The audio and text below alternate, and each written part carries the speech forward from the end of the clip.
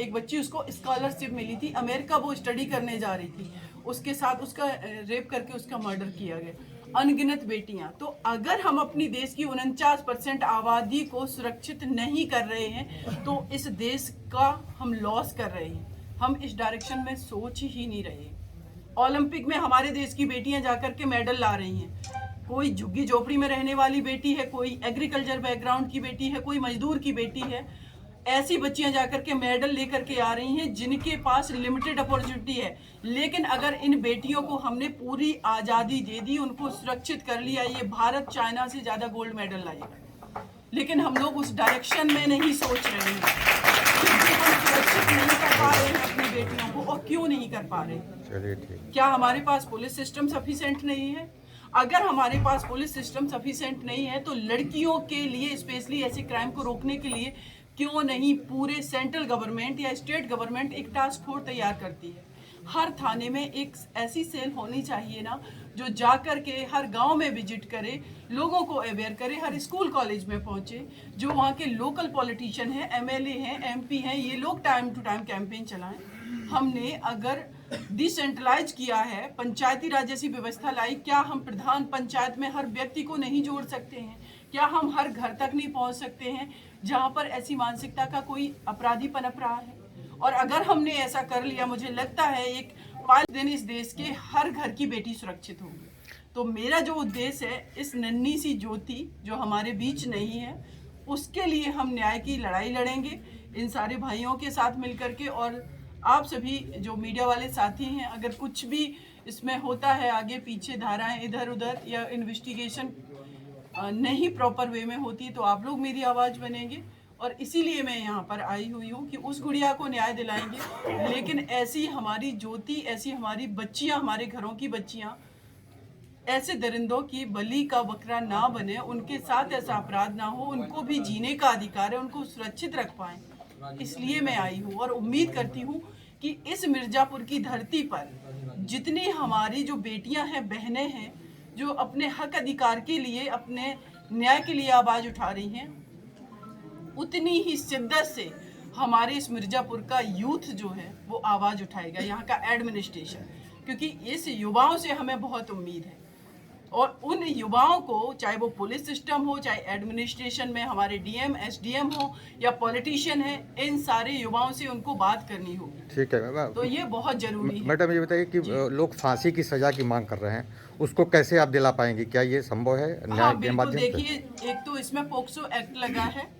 POCSO act में जो provision है कि अंडर 12 ईयर अगर किसी बच्ची के साथ अपराध हुआ है तो उसमें, और वो भी उसमें रेप है, गैंग रेप है, तब भी उसमें फांसी की सजा का प्रावधान है। लेकिन इस ज्योति बच्ची की केस की अगर हम बात करें, ये बच्ची 9 साल की है, 302 धारा लगी है, जो कि 302 अपने आप में उसमें मैक्सिमम पनिशमेंट डेथ पेनल्टी है और लाइफ इम्प्रिजनमेंट है। उसके साथ साथ इसमें 34 धारा लगी है, 376 डी लगी हुई है। ये सारी धाराएं लगी हुई है और ये सारी धाराएं ऐसी हैं जो कि डेथ पेनल्टी के लिए सफिशेंट धारा हैं। इसीलिए इस केस में जो है कन्विक्शन जो होगा वो डेथ पेनल्टी होना चाहिए। पुलिस देखिए, बिल्कुल मैं दिल्ली में रहती हूँ, लेकिन हमारे एक ज्योति के लिए ही नहीं मैं आई हूँ, 1-2 केसेस की एग्जांपल मैं देती हूँ। ललितपुर में 15 साल की बच्ची के साथ उसके पड़ोसी ने रेप करके जिंदा जला दिया था केरोसिन डाल के। उस केस को मैं हैंडल कर रही हूँ। हमने वहाँ पर लोकल काउंसिल रखे हुए हैं और जब इम्पॉर्टेंट हियरिंग होती है, उन सारी हियरिंग्स में मैं पहुँचती हूँ। वैसे ही इस केस में आऊँगी, लोकल यहाँ पर काउंसिल होंगे, जो कि यहाँ पर उत्तर प्रदेश में ये प्रोविज़न भी है कि लोकल काउंसिल आपको रखना ज़रूरी है।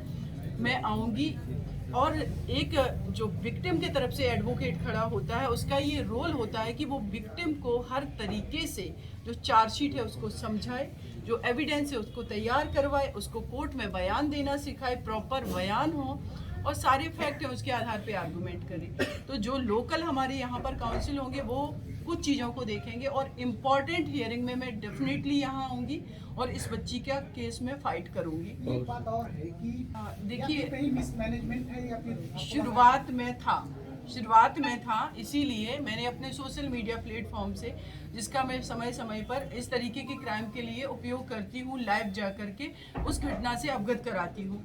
शुरुआत में मैंने जैसे कि आपको बताया कि हमारी यहाँ पर जो CO सिटी, उनसे बात हुई थी हमारी जब, तो उनसे मैंने पूछा कि आपने कौन कौन सी धारा लगाई। उन्होंने बताया 302 मर्डर की धारा है, पोक्सो एक्ट जो है, जो कि 12 साल से छोटी बच्ची के साथ क्राइम हुआ, 376 जो कि रेप की धारा है, लेकिन वो गैंग रेप की नहीं है। जब ये सारी चीज़ें मुझे पता चली और यहाँ के जो लोकल यूथ एक्टिव होकर के जो काम कर रहे थे, जो आवाज़ उठा रहे थे, उनसे पता चला कि दीदी इसमें तो जो धारा है, जो क्राइम है, वो एक से ज़्यादा लोगों ने किया है। तब मैंने लाइव जाकर के ये बात मैंने स्पेशली मैसेज दिया कि ये गैंग रेप की धारा क्यों नहीं लगी। तो शुरुआत में मैं संतुष्ट नहीं थी, लेकिन अभी जितनी मेरी बात हुई है, और मुझे एक आप ही मीडिया के कोई भाई ने मुझे दिखाया, प्रेस विज्ञप्ति है जिसमें इन्होंने बताया कि हमने कौन कौन सी धाराएं बढ़ाई, तो वो धाराएं जो हैं डेथ पेनल्टी के कन्विक्शन के लिए सफिशेंट धाराएं हैं। अब हमारी ये मिर्ज़ापुर पुलिस से एक ही रिक्वेस्ट है कि विद इन अ पीरियड 10-15 दिन में ये चार्जशीट फाइल करें और 1 से 1.5 महीने के अंदर इनको सजा कर दें। मेरा जितना हो सकेगा दिल्ली से आकर के मुझे मुकदमा लड़ना होगा, मैं आऊँगी इम्पोर्टेंट हियरिंग में, क्योंकि इसमें प्रोसिक्यूशन भी रहता है, सरकारी वकील, उनके बिना ये केस हम नहीं लड़ सकते हैं, वो भी लड़ेंगे और हम विक्टिम के साथ। छाया शर्मा इसको 15 से 20 दिन के अंदर चार्जशीट फाइल कर देती हैं।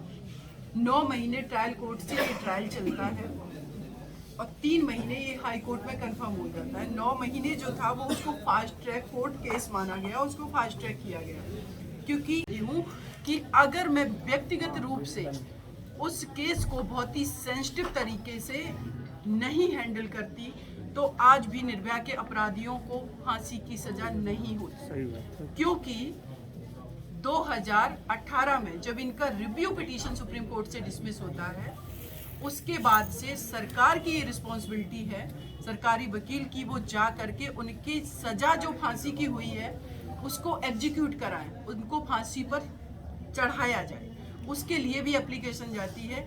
लेकिन जब वो एप्लीकेशन में बना के लेकर के गई उस कंसर्न कोर्ट में, तो जो वहाँ के PP हैं, सरकारी वकील हैं और जज हैं, जो मैं कह रही हूँ कि जज हैं, वो कह रही हैं कि मैडम ये प्रावधान नहीं है। मैं कह रही हूँ आप देखिए, उन्होंने मेरी एप्लीकेशन रखी, दूसरे दिन मुझे बुलाया गया कि मैडम ये प्रावधान है कि आप अभी ये पिटीशन फाइल कर सकती हैं। तब वो सरकारी वकील ने मेरी पिटीशन को फॉरवर्ड किया कोर्ट के लिए। उसके बाद हम लगातार इस चीज़ के लिए फाइट करते रहे कि इन अपराधियों का एग्जीक्यूशन, जो डेथ वारंट है, उसको जारी कर दिया जाए, क्योंकि इनके पास जो अधिकार हैं, वो अधिकार अगर ये अवेल नहीं करेंगे, यूज नहीं करेंगे, तो ये 12-13 साल 15 साल तक मैटर खींचेगा। और जब उनका भी आप टाइम टू टाइम उनका अगर वर्जन देखेंगे, उनके स्टेटमेंट होते हैं, वो यही कहते हैं कि हमें बहुत कुछ सिस्टम में बदलाव की ज़रूरत है। तो ये सिस्टम में बदलाव की ज़रूरत जो है, वो शायद मुझे लगता है एक बहुत अच्छे समाज बनेगा उससे, अगर ये संभव हो। सीमा जी, एक लास्ट सवाल हम जानना चाह रहे हैं कि अगर ऐसे पीड़ित परिवार आपसे मिलना चाहे तो वो कहाँ आपसे संपर्क करके वो रिलीफ महसूस कर सकते जी हैं? देखिए, हमारा एक समृद्ध भारत ट्रस्ट मैंने बनाया है, तो उस ट्रस्ट का नंबर जो है विद इन 15 डेज हमारा एक वो नेट पर अवेलेबल होगा, जो पूरे देश के लोग जो भी हमसे जुड़ना चाहते हैं, विक्टिम परिवार, वो जुड़ेंगे।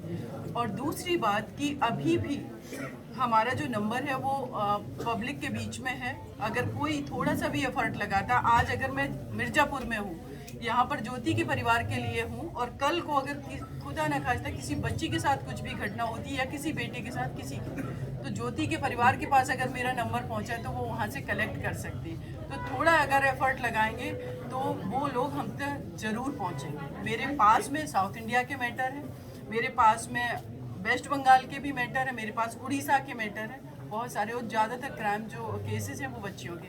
तो मैं यही कहना चाहूँगी कि आप लोगों के लिए जो पीड़ित ऐसी हमारी बेटियां हैं, बच्चियां हैं, परिवार हैं, हमारा समृद्ध भारत ट्रस्ट उनको फ्री लीगल सर्विस प्रोवाइड करवाएगा इन फ्यूचर। अभी मैं मेरे से जितना अपने से कैपेबल हूँ, मैं कोशिश करती हूँ कि उनके लिए फाइट करूँ। ठीक।